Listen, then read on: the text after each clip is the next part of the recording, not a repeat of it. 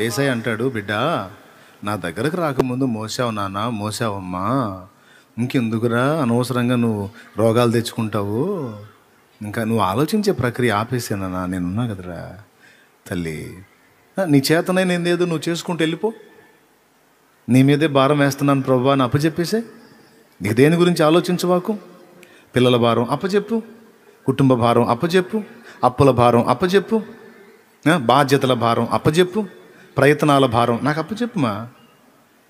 మరి అప్పచెబుతానే ఉండగా ప్రభు రోజు ఏడ అప్పచెప్పి నేను ఎత్తున పెట్టుకొని మోస్తా. అప్పచెబితే ఇక నీ నోట ప్రభువా దీని సంగతి ఏందన్న ప్రశ్న ఉండదు, స్తుతి ఆరాధన ఉంటుంది. అప్పచెప్పేసావు అనుకో, ఇక స్తుతే. ప్రభు ఆ సంగతి ఏందనే ప్రశ్నే ఉండదు, ఇక స్తుతి ఆరాధన ఉంటుంది, విశ్రాంతి ఉంటుంది. నువ్వు విశ్రమించు, విశ్రమించు అని దేవుడు పిలుస్తున్నాడు. ప్రయాసపడి భారం మోయిచున్న సమస్త జనులారా నా యొద్దకు రండి,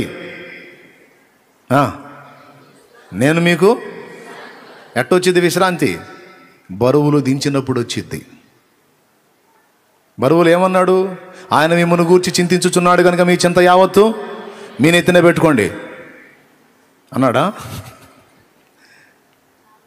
మీ నెత్తిన పెట్టుకొని మోసి మోసి సావండి అన్నాడా? ఆయన మిమ్మల్ని గూర్చి చింతించుచున్నాడు కనుక మీ చింత యావత్తు రిలాక్స్. ఇది ఆనందం అంటే, అది ప్రశాంతత అంటే. ఆయన ఉన్నాడు, ఆయనే చూసుకుంటాడు. నా భారం ఆయన మీద మోపుతున్నాను.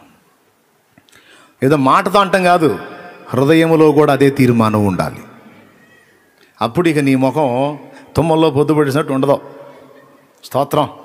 కొంతమందికి ఎన్నన్నా చెప్పి ఆ ముఖం చూస్తే ఎప్పుడన్నా చూడు ఏందో ఆయన ఒకళ్ళ ముఖాలు మరి విరక్తి పడుతుంటుంది. నాకు కూడా విరక్తి పడుతుంటుంది ఆ ముఖాలు చూస్తుంటే. నేను చెప్పిన ప్రక్రియలో ఎప్పుడైతే బరువు ప్రభు మీద మోపి విశ్రమిస్తారో ఎలాంటి ప్రతికూలతలో కూడా ఆ ముఖం కళకళలాడిద్ది. ఎప్పుడు ఆ ముఖంలో సంతోషం ఉంటుంది. ఎలాంటి ప్రక్రియలో నువ్వు అన్యుల ముందు కనపడితే అది ఇన్ని బాధల్లో కూడా, ఇంత బరువులో కూడా, ఇంత టెన్షన్స్లో కూడా అంత ప్రశాంతంగా ఆ మనిషి ఎట్టు ఉంటుంది, ఇదేదో మనం కూడా తెలుసుకుందామని చర్చికి వస్తారు. అన్నీ ఎరిగి దేవుని దగ్గరికి వచ్చిన నువ్వే తుమ్మల్లో పొద్దుపడిచాడు ముఖం ఎప్పుడు ఆ తుమ్మలు ఆడుకుంటూ పెట్టుకుంటే నిన్ను చూసేవాడు వస్తాడు. ఒకవేళ నువ్వు పోయి వదినా చర్చికి రా వదినా రా అంటే నువ్వు పో వదినా, ముందు నువ్వు పోయి కత్తి నవ్వుతూ ఉంటాము, నీకు దండం పెడతాడు.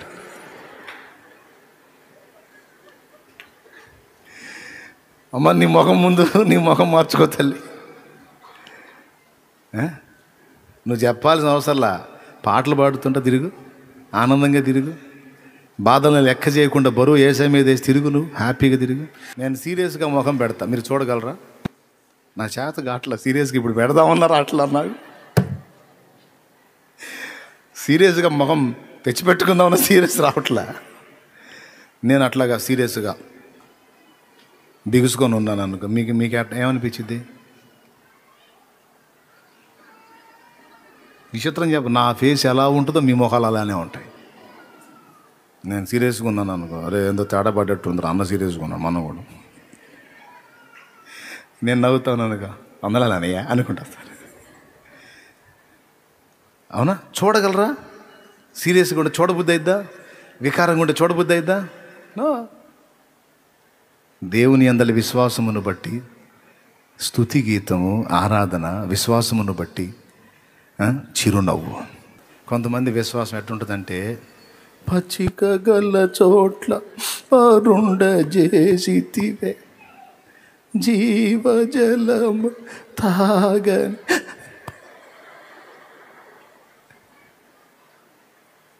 అంటే పాటిట పాడతారని కాదు, హృదయాలు ఈ మనసులు ఇట్లా పెట్టుకుని, మొహాలు అట్ట పెట్టుకుని పాటికి ఎట్టుంటుందో ఆలోచించండి. అట్లాంటి మనిషి బజార్లో విడి తిరిగినా, వీధుల్లో తిరిగినా, ఇళ్ళ పక్కన వాళ్ళు చూసినా పొరపాటును కూడా చర్చికి పోకూడదమ్మా. పొరపాటును కూడా పోకూడదు. పోతే మన బతుకు కూడా అంతే తయారయ్యేటట్టు. దేవునికి స్తోత్రం కలుగును కాక. హల్లెలూయా. ఏమండి, అడగాల నిన్ను చూసి, అన్న ఇన్ని బరువులు పెట్టుకొని, ఇంత టెన్షన్స్ పెట్టుకొని అసలు పాటలు పాడుతూ తిరుగుతున్నావు, అసలు ఏందండి నీ ఆనంద రహస్యం ఏంటంటే, ఏసేనా ఆనంద రహస్యం.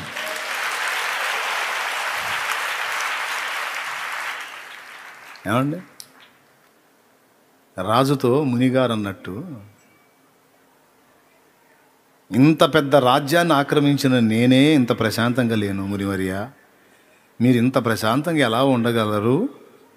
అసలు మీకు రేపటికి ఏందో అనేది కూడా తెలియదు, మీకు లేదు కదా. నాకు ఒక రాజుని నేను బోల్డంత ఉంది, నాకు ప్రశాంతత లేదు, మీరు ఇంత ప్రశాంతంగా అంత అద్భుతంగా ఎలా ఉండగలరు అన్నాడు. అప్పుడు రాజుకి ఏమని చెప్పాడు? ఒక పెద్ద రాయిని చూపించి దాన్ని మోయగలవా అన్నాడంట. పైకి ఎత్తగలవా? Prestige question. ఎందుకు ఎత్తలేని ఎత్తుతా అన్నాడు. సరిపోయి ఎత్తాను, పట్టుకొని పైకి ఎత్తా, నేను చెప్పిన దాకా పడేవాక అన్నాడు. అలానే పట్టుకొని ఉన్నాడు. ఎట్టుంది అన్నాడంట. కాస్త బరువుగా ఉందన్నాడంట. అట్లనే ఉండన్నాడు. కాసేపు ఎట్టుందన్నాడు. ఇంకొంచెం ఇబ్బందిగా ఉందన్నాడంట. అట్టనే ఉండన్నాడు. ఇంకాసేపు ఎట్టుందన్నాడంట. కష్టంగా ఉంది, మొయలేకపోతున్నాను అన్నాడు. అట్టనే ఉండన్నాడు. ఇంకాసేపు ఎట్టుందన్నాడంట. చాలా కష్టంగా ఉందన్న. వదిలేసే అన్నాడంట. వదిలేసాడు. ఇప్పుడు ఎట్టుందన్నాడంట. హాయిగా ఉందన్నాడంట. నేను ఆ పనే చేస్తున్నా అన్నాడు. నేను ఆ పనే చేస్తున్నాడు పిచ్చోడా. వదిలేశా. లోకస్తుడేమో ఎవరి మీద వదిలేశాడు కూడా తనకు తెలియదు. క్రీస్తు యేసునందున్న మనమేమో క్రీస్తు మీద వదిలేశాం.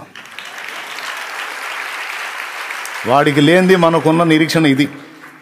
మనమేమో గాల్లో వదిలేయలేదు, శూన్యంలో వదిలేయలేదు, ఒక వ్యక్తికి అప్పచెప్పాం.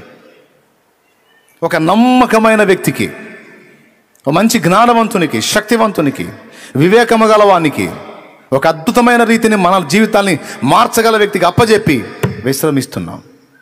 అది నేను మొత్తుకుంటుంది.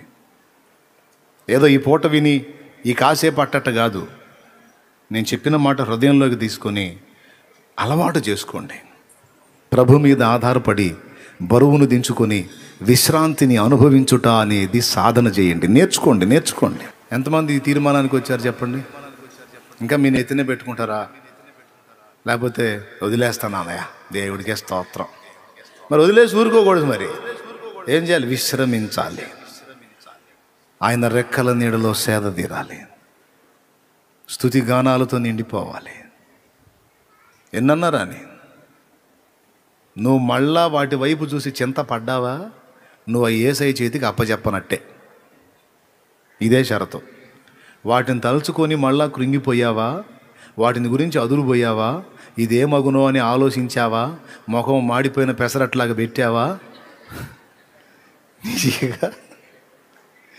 నువ్వు అవి యేసయ్యకి ఈనట్టే, నేనైతేనే పెట్టుకున్నట్టే, సగం స్టీరింగ్ నువ్వు తిప్పుతున్నట్టే. నీ కర్మ, నీ ఇష్టం. లేదు వద్దు అంటావా, వదిలేసి ఏం చేయాలి? ఆయన చేస్తాడు. నీ చేతనైంది ఏదో నువ్వు చేసుకుంటా, పాడుకుంటా, విశ్రాంతి పొందుకుంటా, ఆనంద గీతాలతో, స్తుతి ఆరాధనలతో ముందుకు సాగిపో.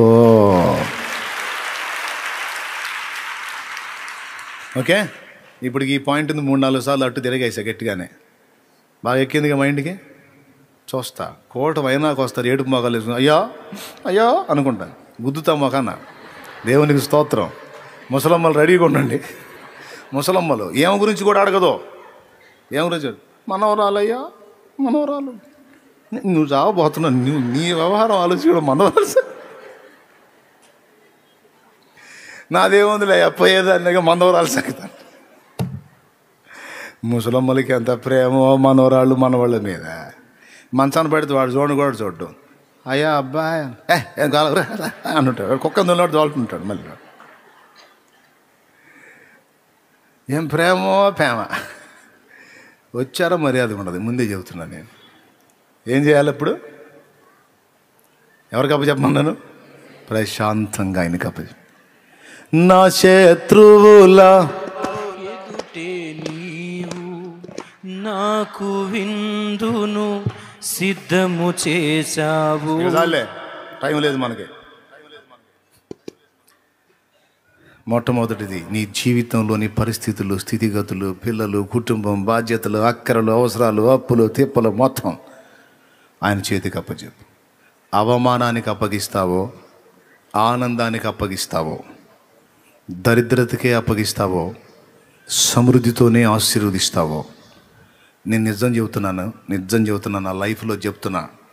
బోలెడన్ని సమస్యల్లో యేసయ్యని తెలుసుకున్నా. వినండి, బోలెడన్ని సమస్యల్లో యేసయ్యని తెలుసుకున్నా. యేసయ్యని తెలుసుకున్నాక ఎంత గొప్ప ఆనందం అంటే, అన్ని మెంటల్ ప్రెషర్, అసలు చచ్చిపోదాం అనుకున్నాం మొత్తం కలిసి. అంత ఒత్తిడి ఎటుపోయిందో. ఎందుకంటే నమ్మా. నేను ఎవరిని గుర్తించానో, నన్ను ఎవరు దర్శించారో, నేను ఎవరిని కనుగొన్నానో ఆయన సర్వశక్తుడు, బలవంతుడైన దేవుడు. ఇన్నాళ్ళు నేను నమ్మి గుళ్ళు గోపురాలు అయ్యి తిరిగి భజనలు చేసి గందరగోళం చేసి నానా బాధలు పడి తిప్పలు పడ్డవాళ్ళు కాదో. ఈయన నిజమైన దేవుడు, ఉన్నవాడు. నా నుంచి దమ్మిడి కూడా ఆశించకుండా నా పట్ల కార్యాన్ని చేయడానికి తన్ను తాను అర్పించుకున్న ఏకైక ప్రేమామూర్తి, నిజ దేవుడు నా యేసు. నాకు అర్థమైపోయింది. ఒకవేళ ఏదన్నా చర్చిలో ఇవ్వాల్సి వచ్చి ఇచ్చినా అది ఆయన కోసం కాదు, మన కోసమే. మరి ఆయనకేమన్నా మన బిర్యానీ పెట్టడానికి ఏంది? అరే అబ్బాయి కథ చిల్లరేంట్రా, బిర్యానీ తింటా అని అడుక్కుంటాడు ఆయన. నువ్వు ఒకవేళ కానుక ఏదైనా ఇచ్చిందా, దశంభాగం ఇచ్చిందా, ప్రథమ ఫలం ఇచ్చిందా, ప్రతిష్టార్పణ ఇచ్చిందా, ఇదిగో నాకున్న దానిలో నీకు ప్రేమ చూపుతున్నాను ప్రభా, నీ పరిశుద్ధులకి ఇది వాడు, నన్ను ఇంకా ఆశీర్వదించు అని విశ్వాసంతో విత్తుతున్నావు నీ దగ్గర ఉన్నదాన్ని. ఎందుకోసం? నీవు తిరిగి దీవెన పొందడానికి. రెండవది, నీ తోటి వారి అక్కర తీర్చడానికి తప్ప ప్రభు ఏదో బిర్యానీ తినడానికి కాదు. ఆ అవసరం ఆయనకి. అర్థమైపోయింది నాకు. యేసు ప్రభు దగ్గరికి ఎప్పుడైతే వెళ్ళానో, ప్రార్థన చేయటం మొదలుపెట్టానో, వాక్యం చదవటం మొదలుపెట్టానో మ్యాటర్ అర్థమైపోయింది. ఇక ఆ దెబ్బతో దిగులుపోయి నేను హ్యాపీగా ఉండటం మొదలుపెట్టా ఇంట్లో. అంతకుముందు ఎవరి ముఖంలో చూసినా ఏడిపే, ఎవరి ముఖంలో చూసినా దరిద్రమే, ఎవరి ముఖంలో చూసినా బూతులే, దోషంలే. నువ్వు తేడా, నీ వల్ల ఇద్దరిద్దరం, నువ్వు సావుకొచ్చావు, నువ్వు అట్టసావు, నువ్వు ఇట్టసావు. ఈ సావులు బతుకులు ఇవే. ఈరోజు కొన్ని కుటుంబాల్లో ఏ నడుస్తున్నాయి. నువ్వే దరిద్రమే అంటాడు భర్త. నేనేం కాదు, దరిద్రం అంతా నీ ముఖానే ఉందంటది భార్య. అసలు మీ ఇద్దరు కడుపున పుట్ట మా దరిద్రం అంటారు పిల్లలు. దేవునికి స్తోత్రం. ఈ శాపగ్రస్తమైన అనుభవాలన్నీ పోయినాయి, వదిలేసాక అయిపోయింది. సరైనోడు నాకు చిక్కాడు, అసలు దేవుడిని పట్టుకున్నాను. ఎక్కడికి పోదేక పడవ ఎక్కడికి పో, దరికి చేరిద్దంతే. ఇక అప్పటి నుంచి ఇక ఆనందంగా ప్రార్థన చేయటం, స్తుతి, ఆరాధన. మా వాళ్ళు ఉన్నారు, అడగండి కావాలంటే. నేను చెప్పింది నిజమో కాదు. యేసయ్యను గుర్తిరిగినాక ఏడుపు ముఖం వేసుకొని తిరిగానేమో అడగండి, సమస్య లేదు, హ్యాపీ. నా ముఖంలో ఆనందం చూసి వాళ్ళకి డౌట్ వచ్చింది, ఈడేంద్ర ఇంత ఆనందంగా ఉన్నాడు. ఓ నెల తర్వాత చిన్నగా వాళ్ళు కూడా లైన్లోకి రావటం మొదలుపెట్టారు. మొత్తం 2-3 నెలలు తిరిగేసరికి మొత్తం ఇంట్లో ఉన్నాయన్నీ ఆ శాతాధారం, ఆ బొమ్మలు గిమ్మలు మొత్తం తీసి అవతల పడేసి మొత్తం కలిసి బాప్తిసం పొందాం.